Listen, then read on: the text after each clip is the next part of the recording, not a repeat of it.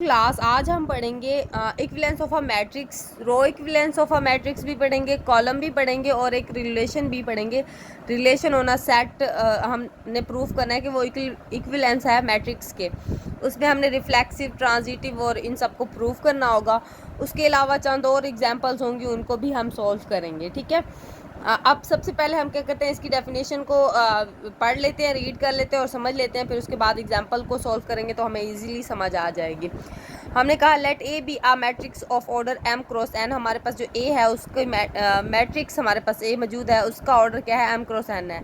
If a matrix b of order n m cross n is obtained from a by a finite chain of elementary transformation on a। इसमें उसने कहा कि हमारे पास हमने ए के ऊपर ऐसे एलिमेंट्री ट्रांसफॉर्मेशन अप्लाई किए हैं जिससे हमारे पास बी ऑब्टेन हुआ है। इस पे अप्लाई करने के बाद मेरे पास एक न्यू मैट्रिक्स, ज़ाहिर बात है जब हम इस पे एलिमेंट्री ट्रांसफॉर्मेशन अप्लाई करेंगे तो मेरे पास एक न्यू मैट्रिक्स निकलेगी जो कि बी के इक्वल होगी, जो कि हमें बी ऑब्टेन करके देगी। ठीक है, then A is said to be equivalence of B. ठीक है, अब इसके बाद हम इसको राइट कैसे करते हैं, ये हमारे पास ये इक्वल का साइन लगा के बी, मतलब ए इक्वल है बी के। ठीक है, अब सबसे पहले मैंने क्या करना है, इसको इसके इक्वल प्रूफ करना है। ठीक है, अब सबसे पहले इसको ले लेते हैं। अब देखिए यहाँ पे क्या है, ज़ीरो है। ठीक है, यहाँ थोड़ी सी एग्जाम्पल को सॉल्व करने के लिए मैं क्या करूँगी, ज़ीरो लाना है ना मुझे। अब ये मैं रो ऑपरेशन अप्लाई करूँगी, रो 2 में चेंजिंग ला रही हूँ, रो 2 माइनस R1। ठीक है, मैं चेंजिंग लाऊंगी 1 2 3। अब ये सॉरी 2 लिखना था, 2 इसके साथ हो जाएगा तो ये 0 हो जाएगा, 2 ये -4 हो जाएगा। ठीक है, ये 0 हो जाएगा, ये -6 हो जाएगा तो ये भी 0 आ जाएगा। अब यहाँ क्या है, यहाँ 0 आ रहा है तो मुझे यहाँ चेंजिंग लानी है, तो मैं क्या करूँगी, कॉलम 1 में चेंजिंग लाऊंगी। ठीक है, कॉलम 1 में चेंजिंग ला के -1/2 कर दूँगी कॉलम, मतलब मैं ये -1/2 के साथ इसको डिवाइड करके मैं सीधा इसमें ऐड करके चेंजिंग इसमें आ जाएगी। ठीक है, अब इसमें चेंजिंग देखते हैं, इसमें चेंजिंग कैसे आएगी। ठीक है, इसमें देखिए हमारे पास ये क्या हो जाएगा, ये इसके साथ जब डिवाइड होगा, जब इसके साथ माइनस होगा तो ये 0 आ जाएगा, ये वैसे का वैसे ही रहेगा। ठीक है, अब रो 2 में तो कोई चेंजिंग नहीं आ रही। ठीक है, ये सारी वैसे ही रहेंगी, सॉरी कॉलम में तो कोई चेंजिंग नहीं आ रही। फर्स्ट में चेंजिंग आनी थी वो हमने की, इसको डिवाइड किया और इसमें ऐड कर दिया। ठीक है, इसमें तो 0 था, ये मल्टीप्लाई खाता तो वैसे भी वहीं आना था। ठीक है, अब उसके बाद नेक्स्ट स्टेप हमारा क्या होगा, हम क्या करेंगे, R2 को, ठीक है, इसके अंदर 2R1 कर देंगे। ठीक है, मैं क्या करती हूँ, इस पूरी रो को 2 के साथ मल्टीप्लाई कर देती हूँ और रो 2 के साथ ऐड कर दूँगी। हमारे पास हमने क्योंकि इसके इक्वल करना है ना, तो आप देखिए जब मैं इसको रो 2 के साथ इसके साथ मल्टीप्लाई करूँगी, ये फर्स्ट रो में तो कोई चेंजिंग नहीं आ रही ना। अब देखिए मैं इसको इसके साथ 2 के साथ मल्टीप्लाई खा रही हूँ तो ये 0 ही देगा, इसके साथ मल्टीप्लाई खाएगा 4 देगा, तो नीचे ऐड होगा तो क्या हो जाएगा, 4 आ जाएगा। ठीक है, इसी तरह से ये क्या हो जाएगा, इसके साथ मल्टीप्लाई खाएगा और नीचे क्या आ जाएगा, 6 आ जाएगा। ठीक है, अब हम क्या करते हैं, अब हम चेंज कर लेते हैं। अब हम किसको चेंज करेंगे, अब हम कॉलम 2 को इंटरचेंज करेंगे कॉलम 3 के साथ। ठीक है, अब हमारे पास 0 0 3 6 और 2 4 हमारे पास किसके इक्वल आ गया, बी के। एक बात याद रखिएगा, इसके साथ ये साइन लगाना लाजमी है, ये साइन लगाना लाजमी है, क्योंकि आप किसके इक्वल कर रहे हैं, इसको बी के मैट्रिक्स के इक्वल लगा रहे हैं। ये क्या होगी, ये इक्विवेलेंस है बी के।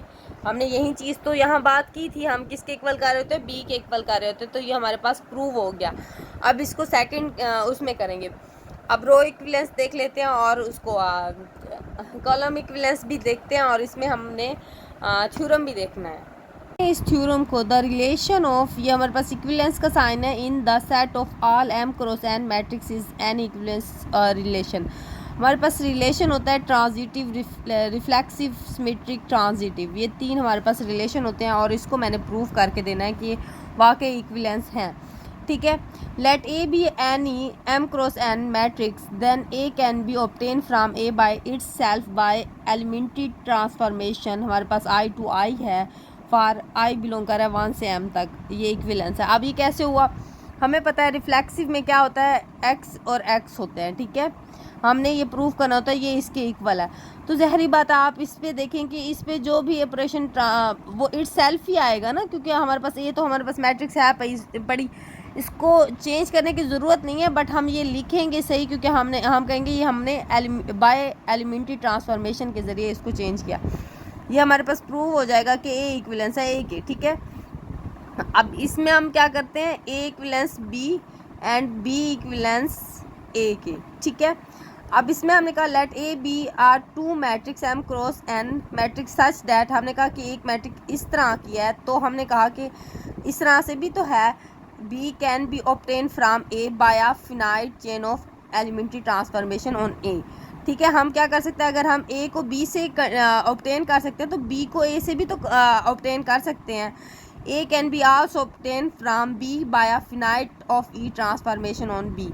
तो हमने पहले क्या बोला, हमने कहा बी से हमने पहले बी से ए, फिर हमने ए से बी का, तो हमारे पास ये चीज़ भी प्रूव हो गई कि हाँ ये हो सकता है, ठीक है। लेट हमने कहा क्योंकि ट्रांजिटिव में हमारे पास इस तरह से रिलेशन होता है, एक बी एंड बी रिलेशन है सी, ठीक है। हमने 3 मैट्रिक्स ली एम क्रॉस एन की, सच दैट हमने कहा कि ये देखो ये बी से बिलोंग कर रहा है एंड बी क्या है सी से। अब हमने कहा B can be obtain from A by finite E transformation, क्योंकि हमने कहा कि ए बी से कंटेन हो सकता है, तो बी भी तो ए से कंटेन हो सकता है। इसी तरह से बी सी से कंटेन हो रहा है, तो सी बी से भी तो ऑब्टेन हो सकता है हमारे पास, ठीक है ना, एलिमेंट्री ट्रांसफॉर्मेशन अप्लाई करके, ठीक है। इससे हमारे पास जब हम इनको कंबाइन करेंगे तो हमारे पास इस तरह से नतीजा निकलता है। कैसे समझे, हम ट्रांजिटिव में ऐसे ही होता है ना, ये ख़त्म करके हम इकट्ठे ये लिख देते हैं, तो हमारे पास ये प्रूव हो गया कि ये रिलेशन भी हमारे पास इक्विवेलेंस रिलेशन कहलाता है। अब हम बात करते हैं रो इक्विवेलेंस ऑफ अ मैट्रिक्स। इसमें सिंपल कुछ भी नहीं करना आपने, हम इसमें जो हमारे पास, जैसे हमारे पास यहाँ मैट्रिक्स दी गई थी, हम इस पर column and row operation apply कर रहे थे, बट जब हमारे पास वो रो इक्विवेलेंस मैट्रिक्स की बात करेगा तो हम सिर्फ और सिर्फ उस पर रो ट्रांसफॉर्मेशन ही अप्लाई कर सकते हैं, कॉलम नहीं। जैसे आप देखें यहाँ मैंने रो ऑपरेशन अप्लाई किया, ये नहीं कर सकते आप, जब रो की बात आ जाएगी ये बिल्कुल नहीं करना, फिर हमने इसी रो ऑपरेशन को अप्लाई करके बी की तरफ जाना होगा। जब कॉलम ऑपरेशन की बात आएगी तो हम क्या करेंगे, कॉलम ऑपरेशन अप्लाई करेंगे, रो कभी भी नहीं कर सकते, तो वो तो गलत हो जाएगा, ठीक है। हमने यही चीज़, बस इसकी डेफिनेशन भी यही है, सी मतलब कॉलम, आर मतलब रो, ठीक है। अब इसके अलावा कुछ और चीज़ें भी थी, वो हम देख लेते हैं इसमें। उसने कहा कि let A and B two row equivalence, then हमने शो करवाना है कि इनकी रैंक भी इक्वल है, ठीक है। 2 मैट्रिक्स हैं वो इक्विवेलेंस हैं, तो ज़ाहिरी बात है उनकी रैंक भी तो इक्वल ही होगी ना। तो हमने कहा since A and B are equivalence there before B can be obtain from A, ज़ाहिरी बात है ए हमारे पास पहले ऑब्टेन हुई बी से, बी भी ऑब्टेन हो रही है ए से by finite E transformation on A and elementary transformation. अब एलिमेंट्री ट्रांसफॉर्मेशन का हमने एक और थ्योरम पीछे पढ़ा है, मैंने आपको पढ़ा दिया है कि उसमें हमारे पास जब भी हम एलिमेंट्री ट्रांसफॉर्मेशन लगाते हैं तो उसमें हमारे पास रैंक चेंज नहीं करता, वो हम जितनी भी एलिमेंट्री ट्रांसफॉर्मेशन लगा दें वो हमारी रैंक को चेंज नहीं करता। तो उसने कहा कि elementary transformation does not change the rank of matrix, तो हम कह सकते हैं कि हमारे पास इक्वल है, ठीक है। अब हमने शो करवाना है if show that if 2 matrix A and B have the same size मतलब order and the same rank they are equivalent. हमारे पास उसने कहा कि उसका ऑर्डर भी सेम है, रैंक भी सेम है, तो हमने प्रूव करना है कि ये इक्विवेलेंस है, ठीक है।